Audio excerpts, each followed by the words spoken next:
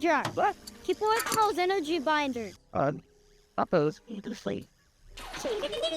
What? Okay, hear me out. We all love to hate on Jar Jar. He's odd, clumsy, and his dialogue can be painful. But can we talk about how groundbreaking his CGI was for 1999? Seriously, go back and rewatch The Phantom Menace. Jar Jar is a fully CGI character interacting seamlessly with real actors and complex environments. That was huge for the time and executed extraordinarily well. Now, obviously the CGI at the time had some weaknesses. It was only 1999 after all. You can see in these closer shots that he looks a little disconnected from the rest of the scene, and the darkest values don't seem to match. However, the real magic happens when they put him in a simpler lighting setup. In this shot on Tatooine, you can see that he looks almost completely real.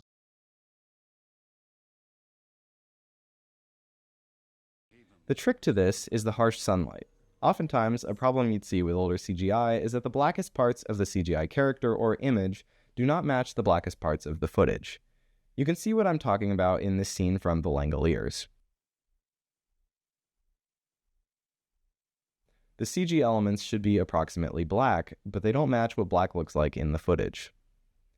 The sense to put Jar Jar in a single-point, strikingly bright lighting setup, the single point being the sun, is what sells the realism in these scenes. It even looks good when they cut to a closer shot, still in the same light.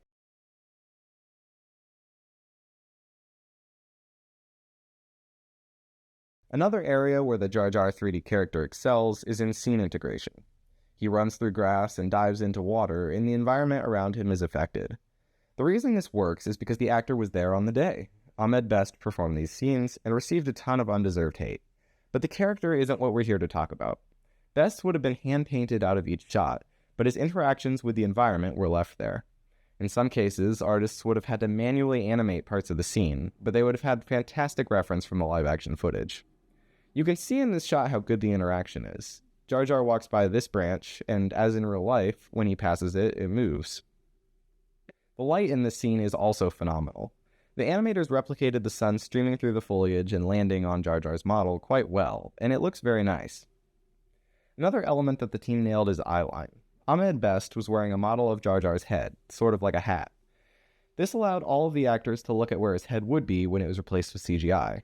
You can see in this shot that Liam Neeson is looking directly at Jar Jar's face, even though Best's would have been lower. Eyeline is a very important part of any CG character, and it was executed to perfection on Phantom Menace. The combination of all the planning and execution on this made even me look at Jar Jar in a new light. Of course, after that, VFX began its slow downward spiral, but that's a story for another video. This one.